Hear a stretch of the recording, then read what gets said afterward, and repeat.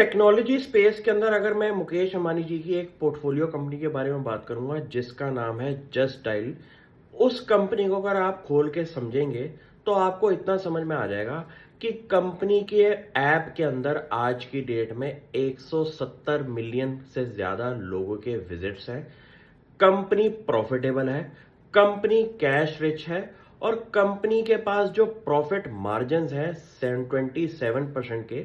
उसमें आपको इतना समझ में आ जाएगा कि जितना भी टेक्नोलॉजी ओरिएंटेड बिजनेसेस होती हैं वो अगर एक ठीक ठाक लेवल पे बढ़ के आ जाए तो वहां पे जो मार्जिन की गुंजाइश है वो बहुत ज्यादा दिखाई देती है। अगर इस कंपनी को आप ध्यान से पिछले 1-1.5 साल के टाइम पीरियड में नोटिस करेंगे तो कंपनी के एबिटा मार्जिन, कंपनी के पैट मार्जिन में एक बहुत बड़ा इंक्रीमेंट आया है और कंपनी ने अपनी कैश पोजीशन को भी पिछले साल से इंक्रीज करा है। इस स्टॉक को ध्यान से स्टडी करिए। इस स्टॉक में इतना दम दिखाई देता है क्योंकि एक ऐसा इकोसिस्टम डिजिटल स्पेस के अंदर बना रही है कंपनी जहां पे रिलायंस ग्रुप की जितनी भी पोर्टफोलियो कंपनीज हैं वो अगर इंटीग्रेट हो जाएं तो आप एक कह सकते हैं वर्चुअली कि ये रिलायंस ग्रुप की सुपर ऐप के नाम से भी कंपनी जानी जा सकती है। आज की डेट में जितने भी कंपनी के पोर्टफोलियो कंपनीज हैं रिलायंस ग्रुप की, वहां पे कुछ ना कुछ एंगल आपको डिजिटल का भी दिखाई देता है। अगर इस पूरे के पूरे अम्ब्रेला के अंदर एक ऊपर की कंपनियां बिठा दे जस्ट डायल, जो कि ये काम पिछले कुछ सालों से कर रही है इंडिया के अंदर, प्रॉफिटेबिलिटी कंपनी की अगर आप देखें तो आपको इतना समझ में आ जाएगा कि ये कंपनी कभी भी कैश बर्न के बिजनेस मॉडल में गई नहीं।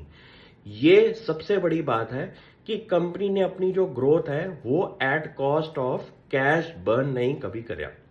ये बहुत इंपॉर्टेंट है क्योंकि ग्रोथ आने के बाद अगर आपकी बिजनेस के अंदर कैश फ्लोज नहीं है तो वो बिजनेस नहीं होता, वो एक सैंपल टेस्टिंग होती है कि कुछ टाइम पीरियड के लिए ग्रोथ दिखाई दी, उसके बाद ग्रोथ चली गई कंपनी की क्योंकि मार्केटिंग स्पेंड बंद हो गया।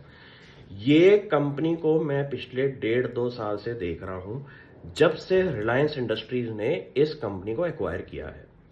कंपनी का पूरा मैनेजमेंट जो है वो आज की डेट में रिलायंस इंडस्ट्रीज के कोर मेंबर्स के पास है। कंपनी हर क्वार्टर पे जो अपना अपडेट देती है वहां पे मुझे जितने भी ग्रीन लाइट्स हैं और अच्छी चीजें हैं वो समझ में आ रही हैं। कंपनी का सबसे कोर पार्ट है कि कंपनी की बुक्स में अराउंड 4,000 करोड़ से ऊपर का कैश पड़ा हुआ है कि अगर कंपनी को कोई एग्रेसिव एक्सपेंशन करना है, कंपनी को कोई बायबैक भी करना हो फ्यूचर में, तो वो कंफर्टेबली कंपनी कर सकती है।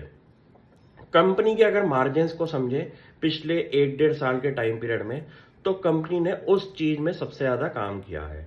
क्योंकि टेक्नोलॉजी कंपनीज का सबसे खासियत ये होती है कि अपना टेक इकोसिस्टम एक बारी बनाने के बाद आपको उस टेक्नोलॉजी पे ज्यादा खर्चा नहीं करना पड़ता और अगर आपके इकोसिस्टम में लोग ऐड हो रहे हैं उस एक टाइम पीरियड के खर्चे के बाद, तो वहां पे जितना भी आपका इंक्रीमेंटल ग्रोथ आ रही होती है उतना इंक्रीमेंटल खर्चा नहीं बढ़ता कंपनी का।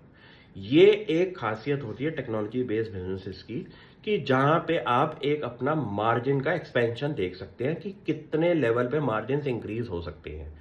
ये कंपनी मैंने तब नोटिस करी थी जब पहली बार रिलायंस इंडस्ट्रीज ने इसमें इन्वेस्टमेंट की बात शुरू करी थी। तब से और अब तक स्टॉक प्राइस ने परफॉर्मेंस नहीं दी है और ये एक खास बात है इस कंपनी की कि कंपनी ने अपना उस टाइम पीरियड के बाद रंग रूप भी चेंज किया है, लेकिन अभी भी कंपनी को वैल्यूएशन जो है वो अच्छी लेवल की नहीं मिली है। ये स्टॉक आप ध्यान से समझें, इस स्टॉक की प्रेजेंटेशन को खोल के देखें कि कंपनी किस डायरेक्शन पे अपने आप को एम करती है पूरे के पूरे डिजिटल इकोसिस्टम के अंदर। और इस कंपनी के अंदर कोई भी आपके कमेंट्स हैं तो मुझे बताएं। Thank you.